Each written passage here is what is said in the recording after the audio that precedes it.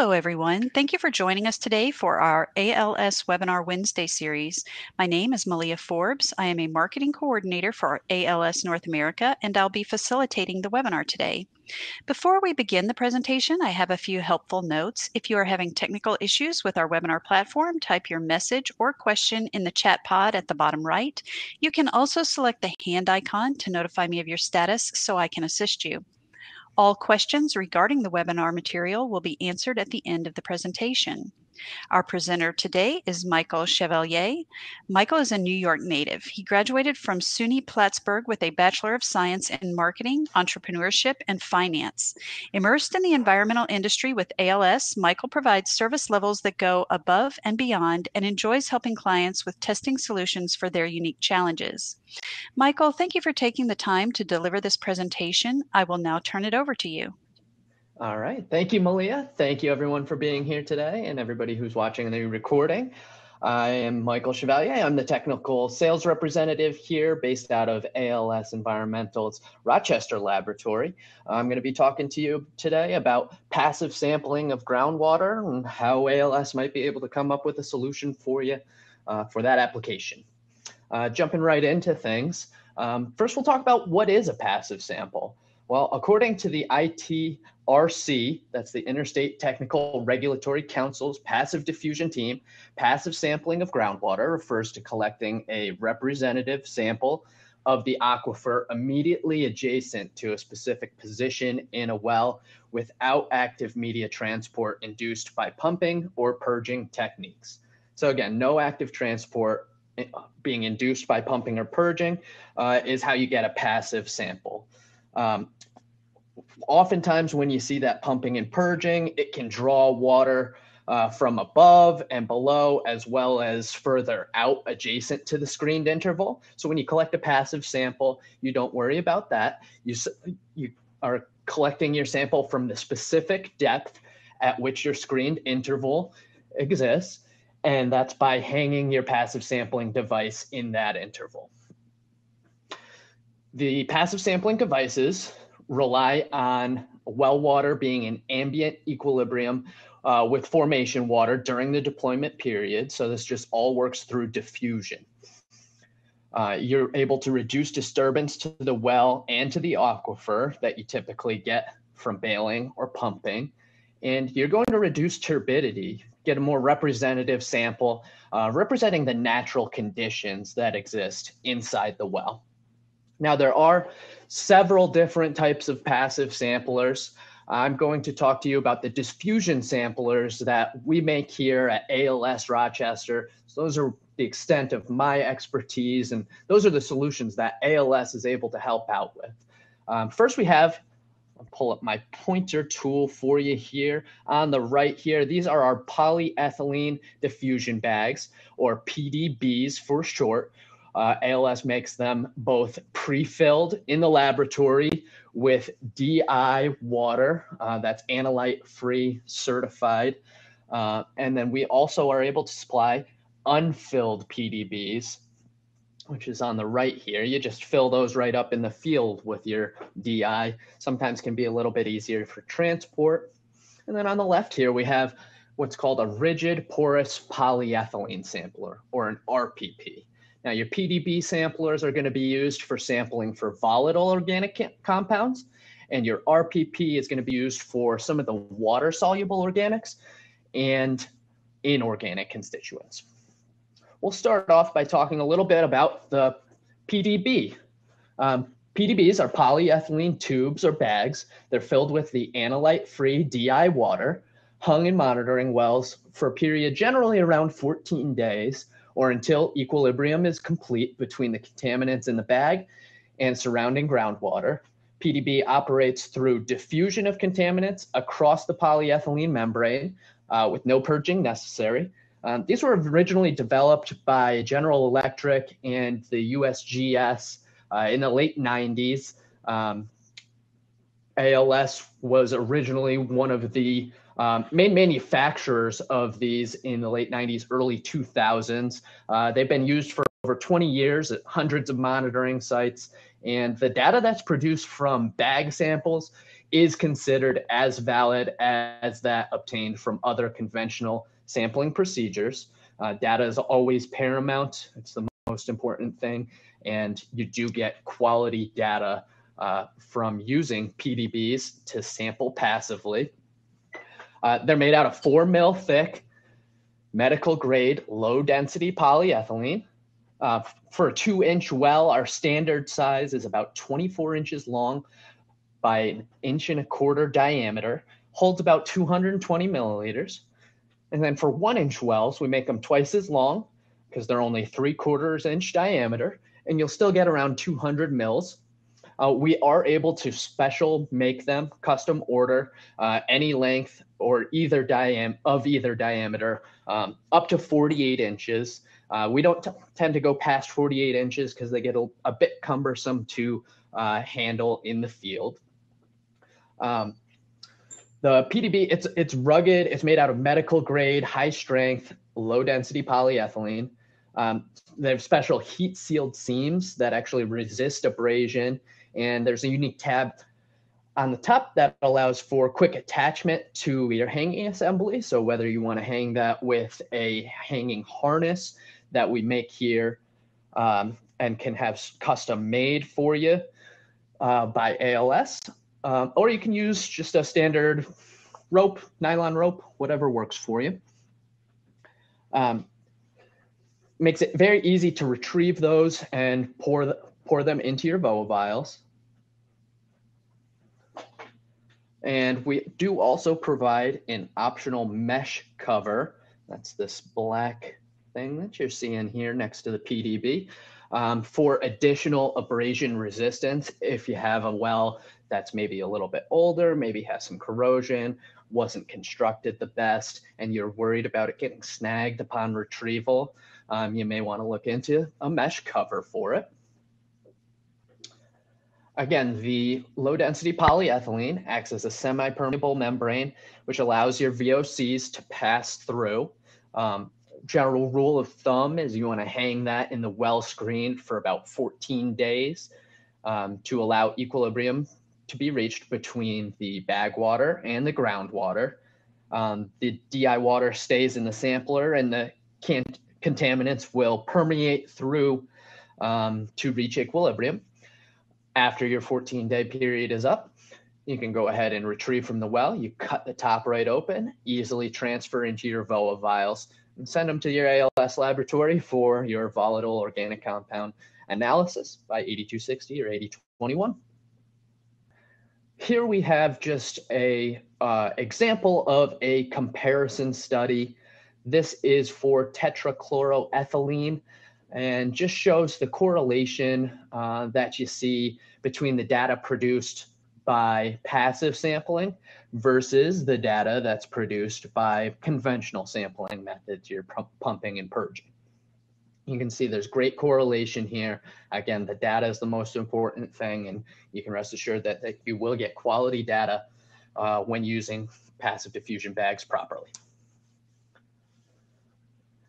Got a little cross-sectional view of what your PDB will look like when it's deployed in the well. We do recommend having a stainless steel weight, and we do supply those as well, to counteract any buoyancy that might be experienced. That'll hold the passive diffusion bag in the screened area. Leave it down there for generally speaking, 14 days. And after that 14-day period, retrieve them. You can see here they have 2 passive diffusion bags hung in series. You can use, there's multiple reasons why you might want to do that.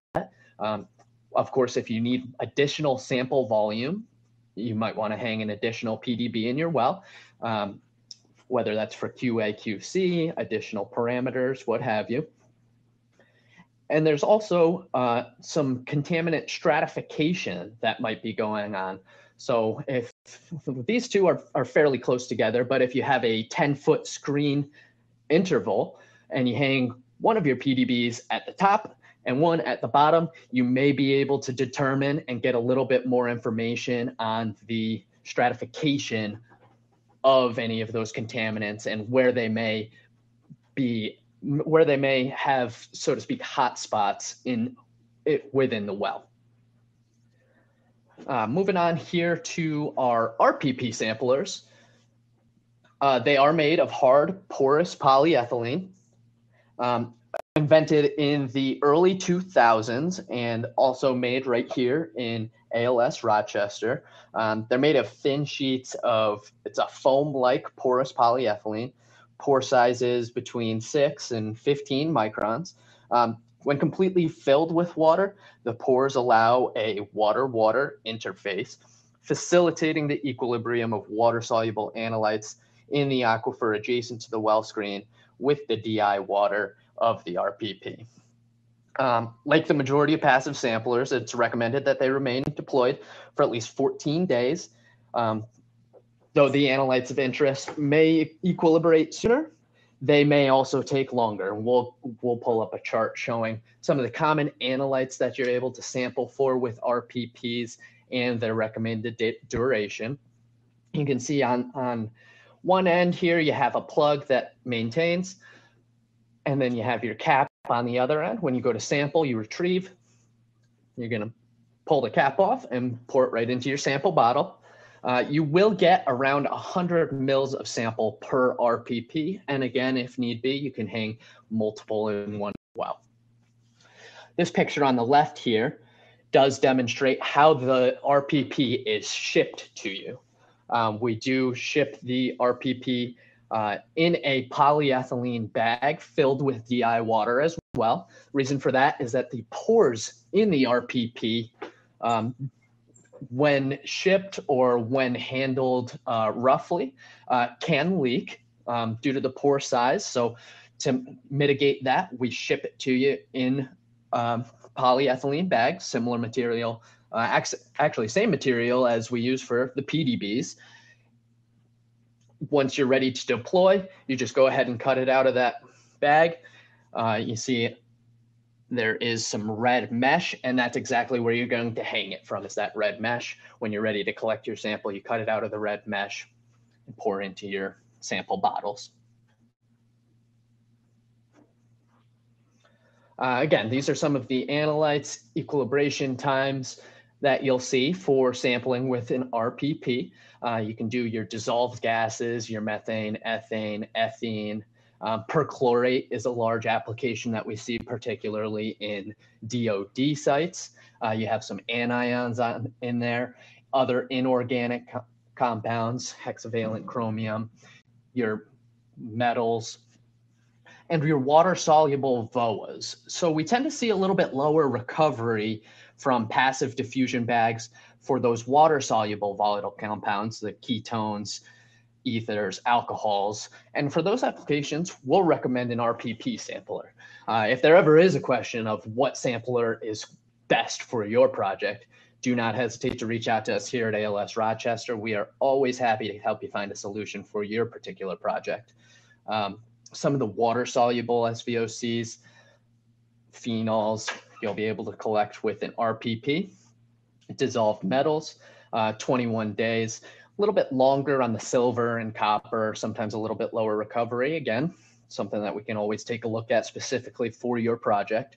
And we can also do sampling for explosives with these RPPs, again, with a 21-day time period. Again, that 14-day period is the rule of thumb. There can be exceptions. And you can also leave those PDBs or RPPs in the well as long as needed. Oftentimes we see them for long-term ground monitoring situations, especially if you need to collect purge water and dispose of off-site. This eliminates the need for that completely.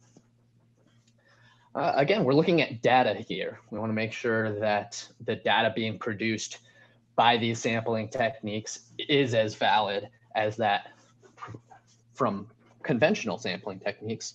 So this is looking at some of these explosive compounds. If you look on the right here, this is just a blown up version of the one on the left. And you can see great correlation. This is from Camp Edwards out in Massachusetts, where they're using it to sample for explosives, RDX, HMX, and perchlorate. And you can see great correlation. You're getting quality data produced by this. So some of the advantages of passive samplers, highly reproducible and comparable data. So you're going to be getting data that's consistent between sampling events. You're not going to experience any drawdown from pumping. So again, that goes back to the active transport. When you're pumping and purging, you can draw water from above or below the screened interval, and you're not getting any of that here with passive sampler. You get a low turbidity sample. So when you leave the passive sampler in the well for a specific amount of time to reach equilibrium, what you're actually getting is the flow weighted average of contaminants. It's indicative of what's in the aquifer and representative of your more natural conditions. These passive samplers are all disposable and dedicated. They're one-time use. You deploy it to the well, you collect your sample, and then you deploy the next one to collect, whether that's the following quarter or the following year. So you don't have to worry about any decontamination between wells. That's going to contribute to decreasing your costs, right? The big thing you're going to save on is field labor, right? Time. Time is of the essence and a major cost for a lot of our clients. By using passive sampling, you're decreasing the amount of time spent in the field, and you're decreasing the cost to your client as well, so you can provide more competitive pricing. You're not going to have to worry about disposal costs. No purge water is going to be produced. You don't need to bring any field equipment, no moving parts. Storage space is minimal. The handling is very easy. Deployments and retrieval are fast. Sampling into your vials or into your sample bottles is very easy and simple as well. I kind of touched on this before. You can also sample discrete intervals. You can experiment with vertical contaminant profiling, see where you might have, so to speak, hot spots within the well. Can monitor that zone of highest contaminant influx and representative. You're going to get samples that are representative concentrations directly adjacent to the well screen. Hey, these have no depth limit. We've had clients go up to 1,000 feet deep wells. So there is no depth limit to how deep you can use the passive diffusion bags or the RPP samplers. The pre-filled samplers are filled with ASTM type 2 DI water, and we are able to provide a certificate of analysis for this as well. We use laboratory-like quality control criteria in the manufacture of PDBs, and the Analyte-free water, it's identical to that used in our organics laboratory, and we're able to provide that certificate of quality. You can also use these for sediment or pore water sampling, and I'll show you exactly how that's done at a later slide. And I mentioned this as well. You can deploy them in series. You can hang a PDB and an RPP in the same well, 2 PDBs, 2 RPPs, whatever's necessary for your particular scope of work. And again, I'm always more than happy to help find a solution. So with sampling techniques, there's always positives and negatives, pros and cons, and passive sampling is just the same. In general, there's volume and analyte limitations, depending on what you're using. So if you need to collect more, a wide scope of contaminants, then a passive diffusion bag probably is not the right choice because you're only able to sample for volatiles. You may be able to get away with doing a passive diffusion bag and an RPP sampler. It just depends on what you're sampling for. Again, you need to consider that contaminant stratification. This can be a positive or it can be a negative. You need to be aware of it, but you can also use that additional information, that additional data that you're getting to know where you may be seeing more contamination. And again, the well must restabilize and re-equilibrate before sample collection. So rule of thumb is 2 weeks to have these deployed.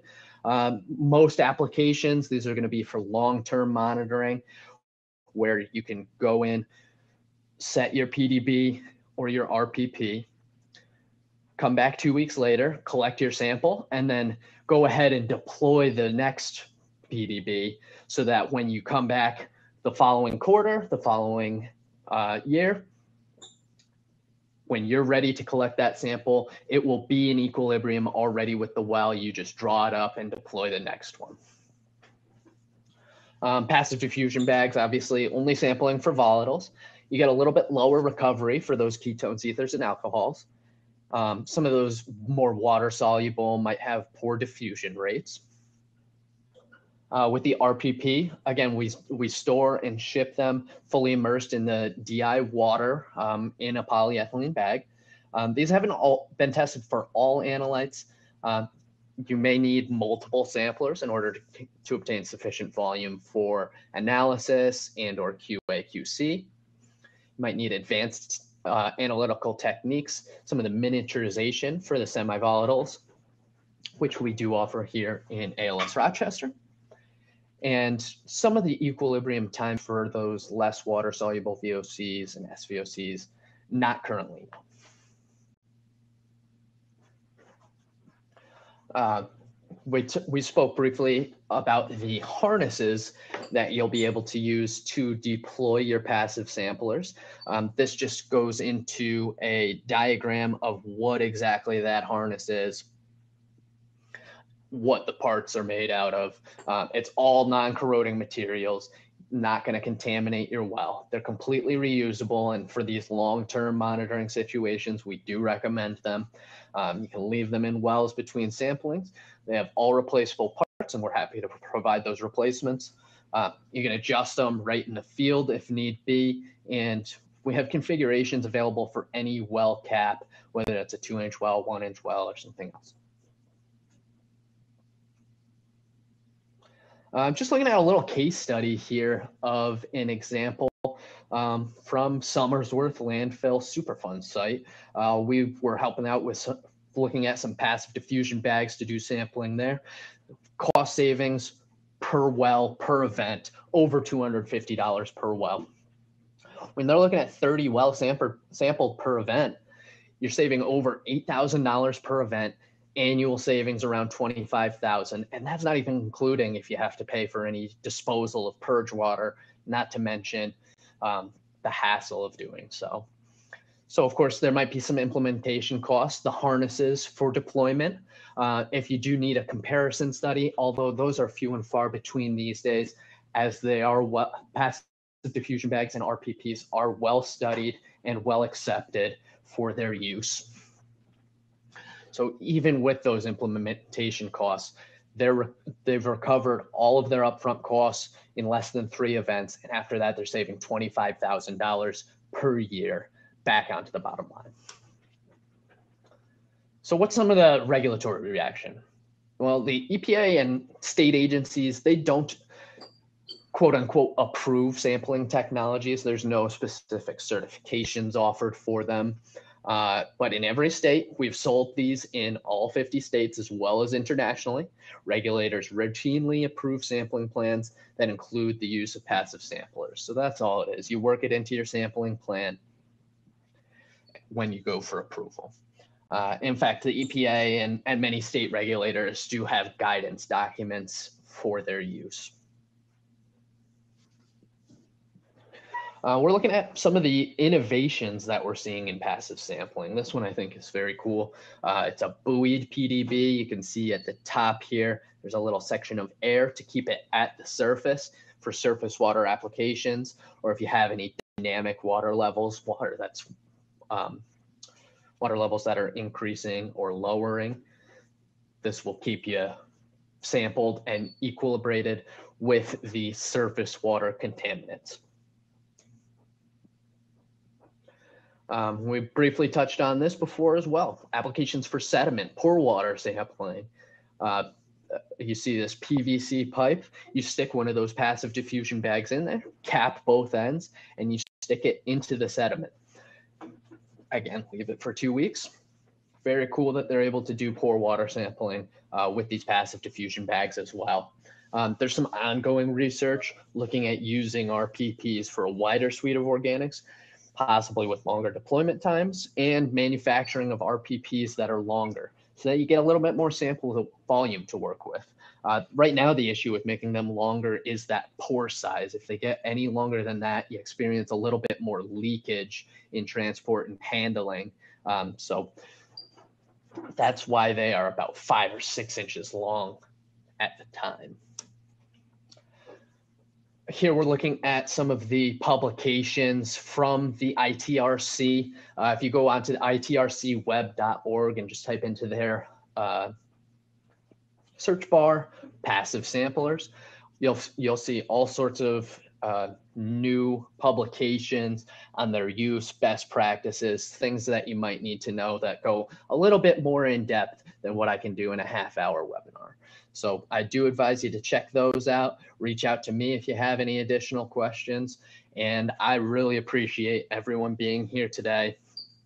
This is my name. This is our address here for the Rochester Laboratory, and my email and phone number there. I am more than happy to work with you on any solutions that may involve passive sampling and find what's right for your project.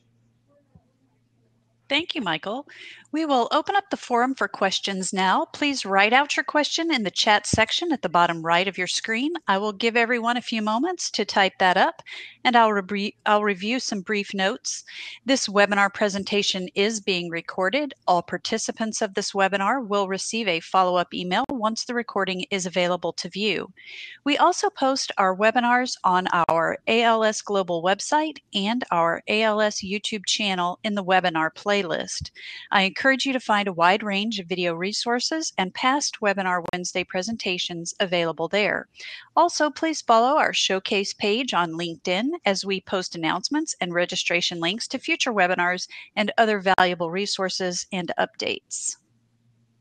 Yeah, okay, and Michael, actually, just to piggyback on that real quick, Malia, okay. There is also on the ALS YouTube page, there is actually a video of the ALS Rochester field team showing you how these passive diffusion bags are deployed in the field. So I do recommend that you go on the YouTube page and check those out as well. Perfect. Okay, we do have a question. Are there passive samplers available for total metals? So for total metals, you're not going to be able to use a passive diffusion bag or an RPP for that. We do sample for dissolved metals with the RPPs, but because of the pore size, we're not able to do total metals. Okay, Kathy has a follow-up question. Any samplers for PCBs? So for PCBs, you would be able to use an RPP sampler. Now, we don't have a ton of experience. This goes back to one of those limitations. Not all analytes are known. In theory, you could use this for PCBs. However, it's not well studied, and you may run into volume limitations with that as well, only being able to do 100 mils at a time with the RPP. Okay. Warren is asking, can you please describe what's required for the harness again? Yeah, absolutely. Absolutely. Let me pull this slide back up. You can see on the harness, what we'll need to know is how deep is your well? What's the diameter of your well?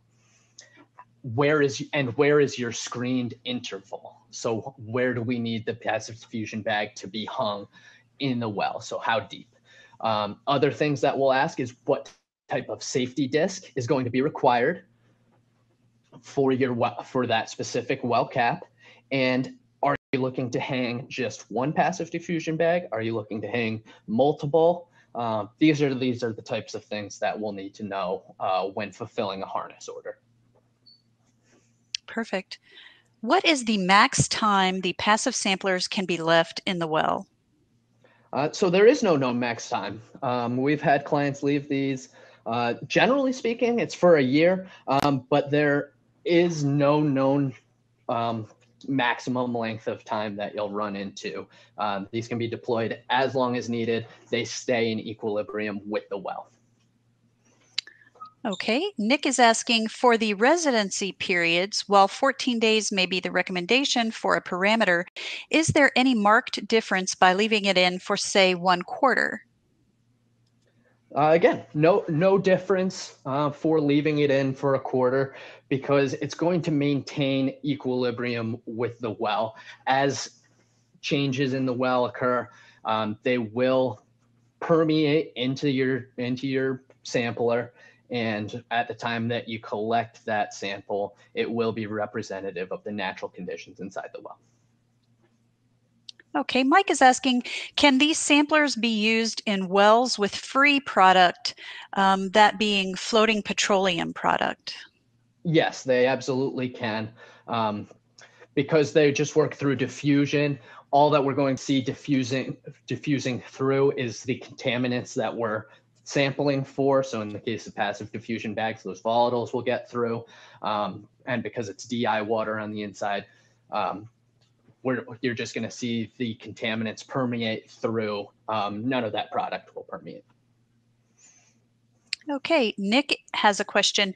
Have you come across examples where changes to the well conditions, such as shallow aquifer affected by surface water temperature, would indicate that you should wait after key precipitation events or other indicators?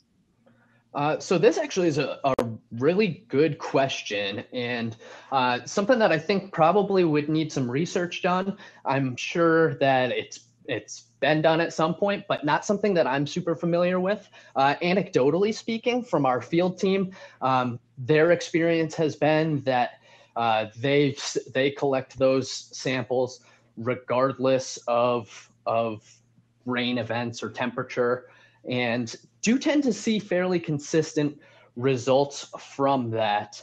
But that's a very interesting point. Definitely something to look further into. Thank you, Michael. I think that was our last question. Again, I'd like to thank everyone for attending today and enjoy the rest of your week. Thanks, Malia.